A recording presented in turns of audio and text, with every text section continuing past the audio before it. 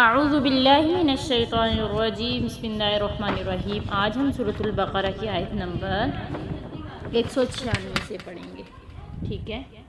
تو آج ہم 196 سے 197 تک ہم سبق پڑھیں گے۔ چلیں سبق کا آغاز کرتے ہیں۔ اعوذ باللہ من الشیطان الرجیم۔ بڑی اہم باتیں ہیں حج کے متعلق آج کے سبق میں، تو غور و فکر سے سننی ہے۔ وَأَتِمُّ الْحَجَّ وَالْعُمْرَةَ لِلَّهِ، اور پورا کرو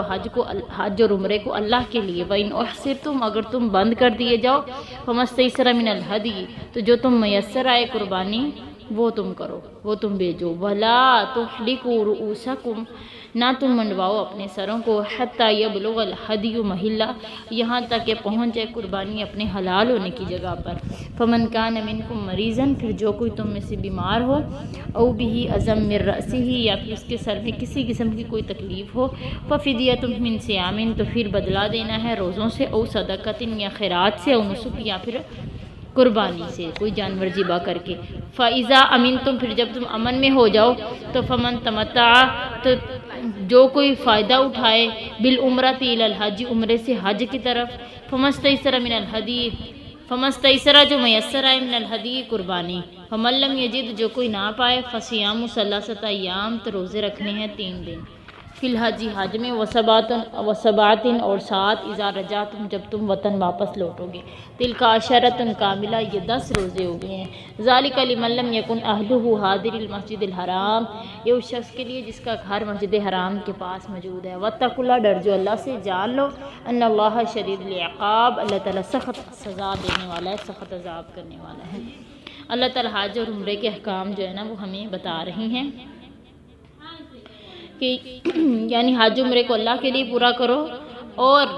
اگر تم روک دیے جاؤ تو پھر جو تمہیں میسر آئے قربانی، یعنی تمہیں بیماری یا دشمن کی وجہ سے تم حج نہ کر پاؤ، عمرہ نہ کر سکو، پھر جو تمہارے پاس قربانی موجود ہے وہ تم کرو،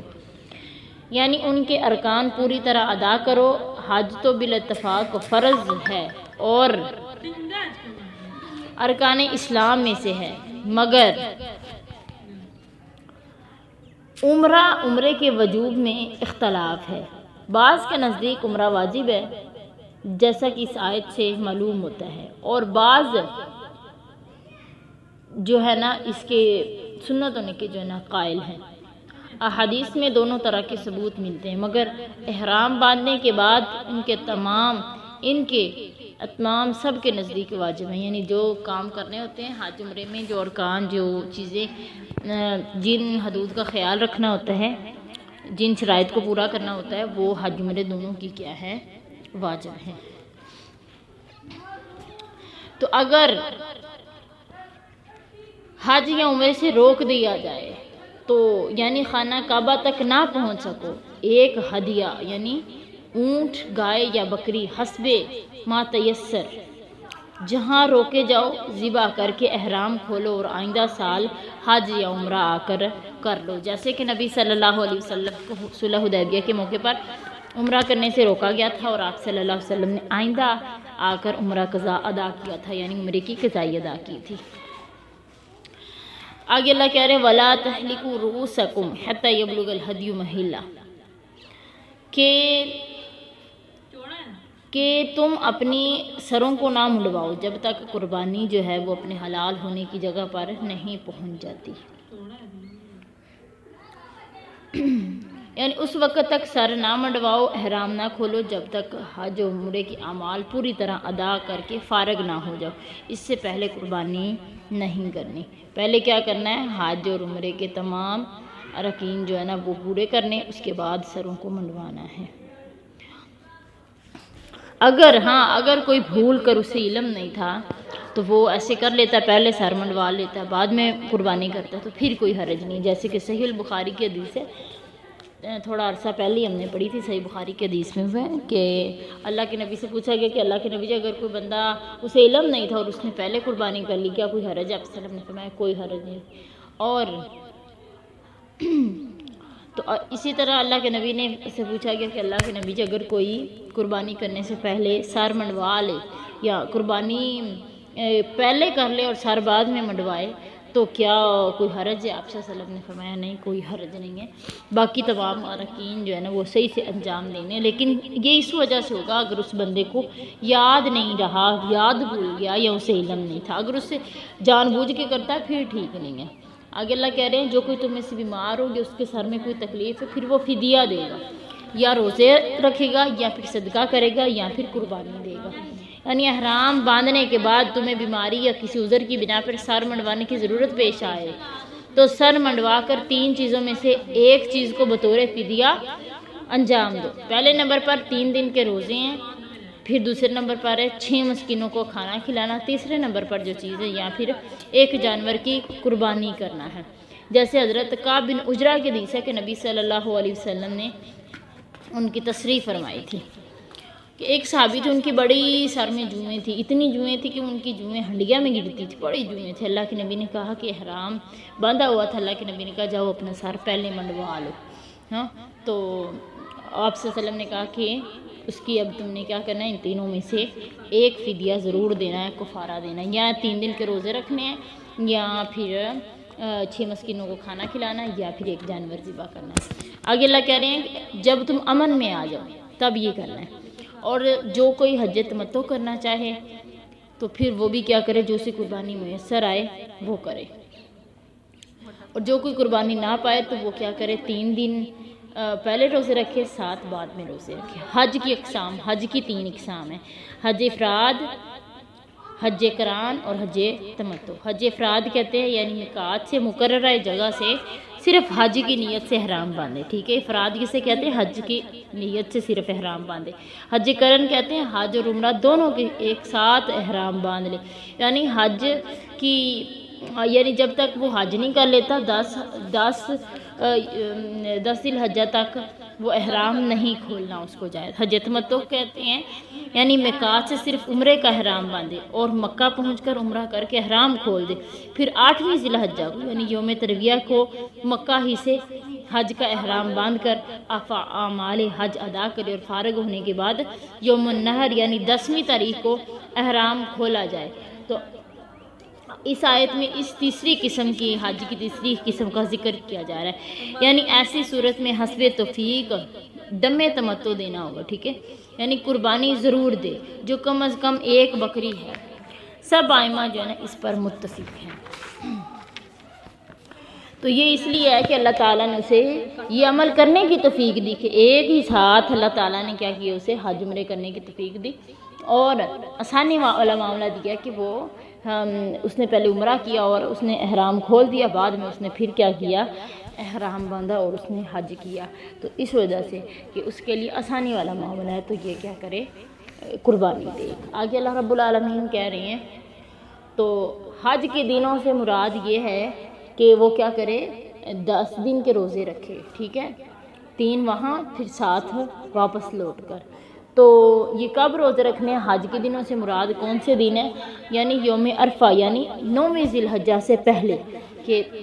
8 دن جو ہے 9ویں ذی الحجہ سے پہلے کے جو 8 دن ہیں نا، ان میں کیا کرے، 3 روزے ان دنوں میں رکھے، 3 روزے یعنی 9 ذی الحجہ سے پہلے رکھے، اور 7 روزے وطن واپس پہنچ کر رکھے، ٹھیک ہے، 3 روزے 9 ذی الحجہ سے پہلے اور 7 روزے وطن واپس پہنچ کر رکھے۔ اور یہ کیا ہے، عشرۃ کاملہ، عشرہ کے بعد کاملہ کا لفظ بطور تاکید لایا گیا ہے کہ بعض نے کہا ہے کہ کاملہ کے لفظ سے اس کے معنی کی طرف اشارہ کرنا جو ہے نا مقصد ہے، ان روزوں سے ہدیہ یعنی قربانی کا پورا ثواب مل جائے گا۔ ان روزوں سے کیا ملے گا، قربانی کا پورا ثواب، اللہ تعالیٰ اسے اجر عطا کریں گے۔ حج تمتع کی اجازت صرف ان لوگوں کے لیے ہے جو اہل حرام نہ ہو، اور اہل حرم جو ہیں، اہل حرم سے مراد وہ لوگ ہیں جو مکہ کے اندر رہتے ہیں اور یا باہر رہتے ہیں، مگر ان کی مسافت جو ہے نا قصر الصلاۃ کی مسافت سے کم ہے۔ بعض نے لکھا ہے کہ حدود میقات کے اندر رہنے والوں کو، جس کے گھر والے مسجد حرام کے پاس نہ رہتے ہوں، انہیں کہا جاتا ہے۔ یعنی حج تمتع کن کے لیے اجازت ہے حج تمتع کی، کہ جو مطلب مکہ کی ان کی میقات جو ہے وہ مکہ نہیں ہے، یعنی جن کی میقات باہر سے ہے نا، یعنی آؤٹ آف کنٹری ہو گئے یا پھر آؤٹ آف ضلع ہو گئے، یعنی جن کی میقات مطلب مکہ نہیں لگتی، حرم نہیں لگتی، تو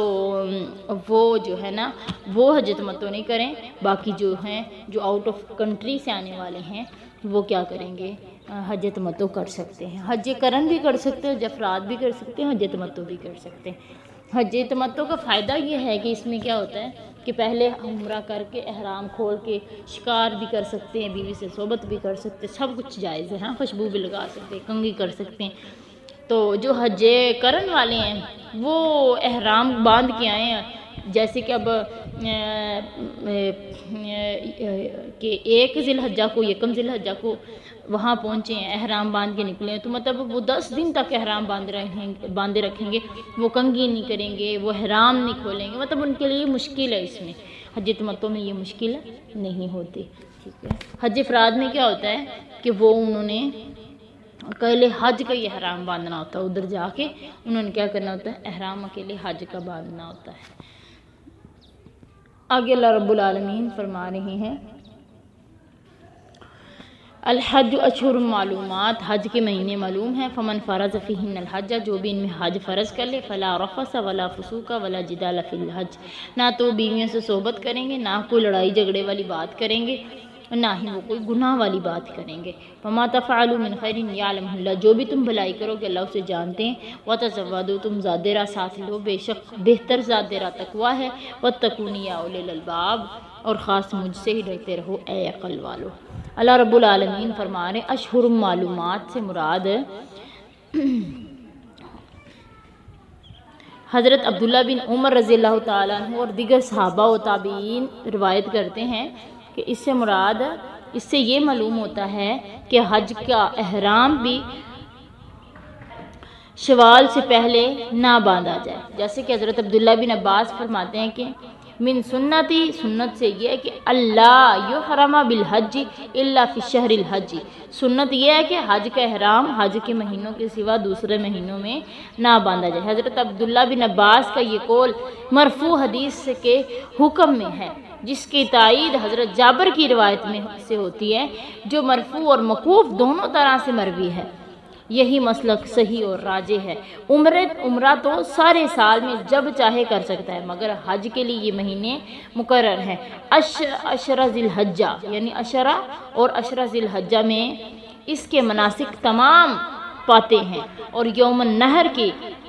النحر کی رات گزر جانے کے بعد حج ختم ہو جاتا ہے، یعنی 10 ذی الحجہ کو ختم ہو جاتا ہے حج۔ مسئلہ حج کا احرام تو مکہ کے اندر سے ہی باندھا جا سکتا ہے، مگر عمرے کا احرام کے لیے باہر ہل میں جانا ضروری ہے۔ اس میں آفاقی اور مکی دونوں برابر ہوتے ہیں، یعنی عمرے میں کیا ہوتا ہے، دونوں برابر ہوتے ہیں۔ حج کا احرام مکہ ہی سے باندھ سکتے ہیں۔ تو آگے اللہ رب العالمین کہہ رہے ہیں حج کو اپنے اوپر لازم کرنا یہ ہے کہ حج کی نیت کے ساتھ احرام باندھ لے اور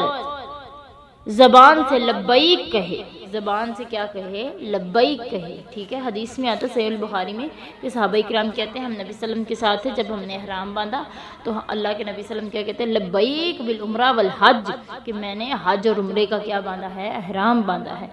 یعنی حج میں یہ سب باتیں حرام ہیں، یعنی شہوت کی باتیں کرنا، جمع کرنا، تمام وہ چیزیں مراد ہیں جمع کی طرف مائل کرنے والی، اور فسوق کا لفظ ہر قسم کے گناہ کو شامل ہے۔ جدال سے لڑائی جھگڑا مراد ہے۔ حدیث میں ہے کہ جس نے حج کیا اس میں رفث فسوق نہیں کیا، وہ گناہوں سے اس طرح پاک ہو گیا ہے جس طرح ماں کے پیٹ سے بچہ پیدا ہوتا ہے وقت گناہوں سے پاک ہوتا ہے۔ آگے اللہ تعالیٰ کہہ رہے ہیں وَتَزَوَّدُوا فَإِنَّ خَيْرَ الزَّادِ التَّقْوَىٰ، یہاں سے تقویٰ سے مراد کیا ہے، لفظی معنی مراد یہ ہے کہ تقویٰ یعنی جو اللہ کا ڈر ہے، بہترین زیادہ تقویٰ ہے، یعنی بچنا جو ہے نا وہ کیا ہے، فائدے والی چیز کا صحیح طریقے سے استعمال کرنا وہ بہتر ہے۔ حضرت عبداللہ بن عباس کہتے ہیں کہ اہل یمن حج کو نکلتے تو کوئی زادرہ ساتھ نہ لیتے اور اپنے آپ کو متوکل کہتے، اس پر یہ آیت نازل ہوئی، یعنی زادرہ ساتھ نہ لینا اور اپنے آپ کو تکالیف میں ڈالنا کوئی نیکی نہیں ہے، بلکہ بہترین زادرہ تقویٰ، یعنی جو منع کردہ چیزیں ہیں ان سے بچنا وہ تقوی ہے، وہ زادرہ ہے. جن چیزوں سے، فسوق سے، جدال سے اور رفث سے اللہ نے روکا ہے، یہ کیا ہے؟ تقوی ہے. تو باقی کھانے پینے والی چیزیں جو سامان اسباب ہوتا ہے وہ ساتھ میں آپ لے جا سکتے ہیں. آج کا سبق کتنا آگے انشاءاللہ ہم کل